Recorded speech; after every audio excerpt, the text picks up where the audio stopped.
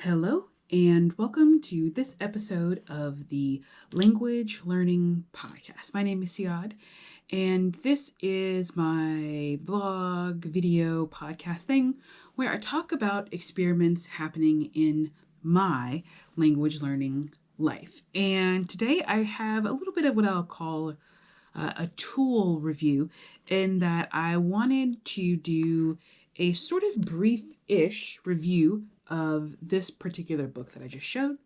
And this is Gramática Medio B1 by ANAYA ELE. It's a publisher, and it is, as it says, it's a grammar book, and this is the B1. I don't have the A level books just because I don't, but I have several of these books. I really think that this is a great publisher if you are a person who cares deeply about learning Spanish in particular, and cares about details, wants to really understand all of the different points and reference points, and is probably going to take the DELE exam. So that's who I think this book is good for. And I wanted to talk about this book for a couple of reasons.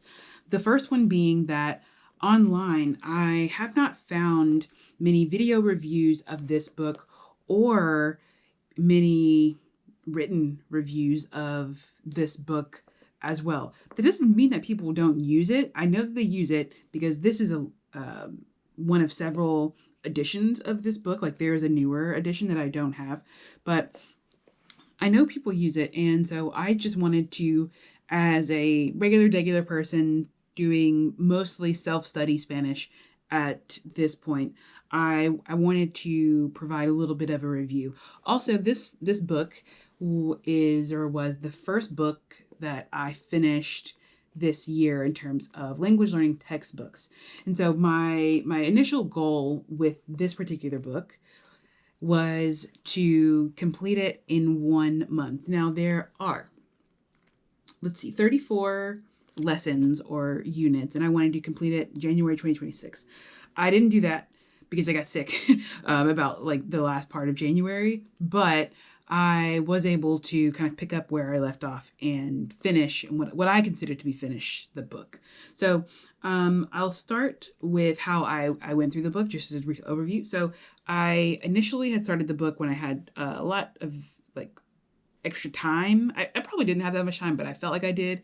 So I was going through meticulously, and I was taking notes on each of the lessons and then doing all of the exercises for each lesson. So again, for a little bit of context with this particular book, each lesson goes over one grammar point, and they sort of build on each other throughout the book. So it goes over one grammar. It provides lots and lots of examples, some written overview, and then it provides a couple pages, sometimes 2, 3, 4 pages of exercises for you to do. So initially, when I started doing this book, I was taking notes on each of the lessons, and then I was going through and doing all of the exercises.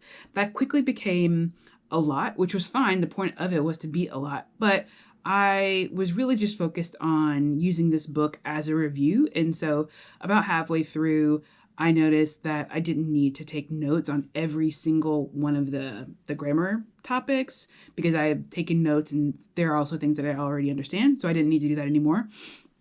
And I also didn't do all the exercises. And I think at some point I'll make another video about books, textbooks, and grammar exercises, or exercises and doing the all 100% of them.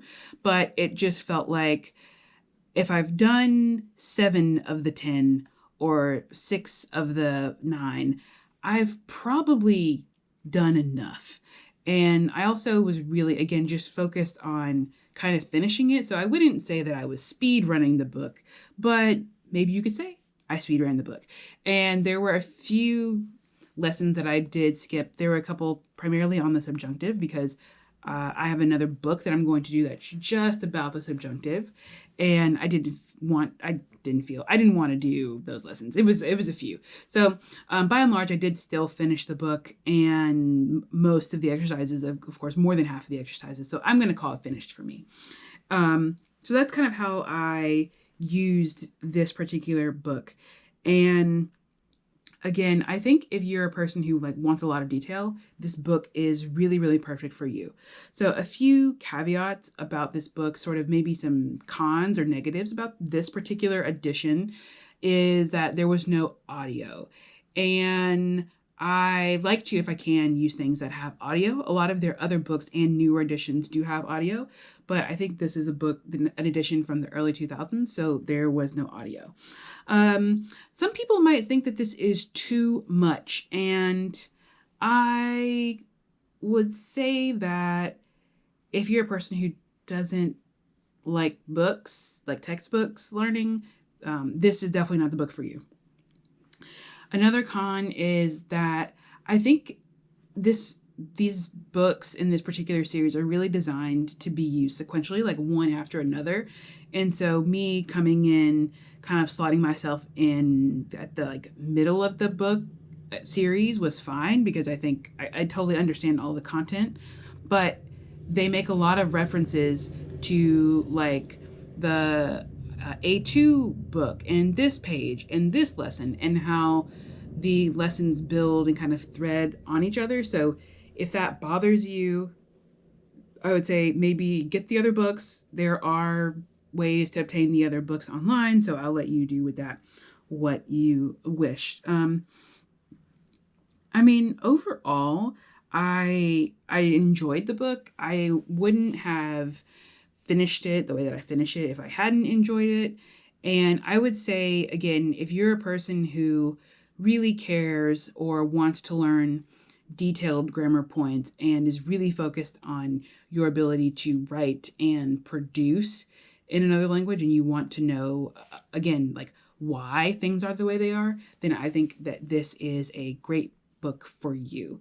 For me, I love these books. I've bought most of the books in their kind of series of the books that look like this, and I'll link to those books down below so that you can see what I'm talking about. But I am a person who is going to take the B2 DELE exam and hopefully at some point C2, and wants to produce and write things in Spanish. So for me, it's an investment in a way in my ability to produce languages, and to produce Spanish in particular, is to understand the grammar on this kind of a detailed level. So that is a little bit about this particular book.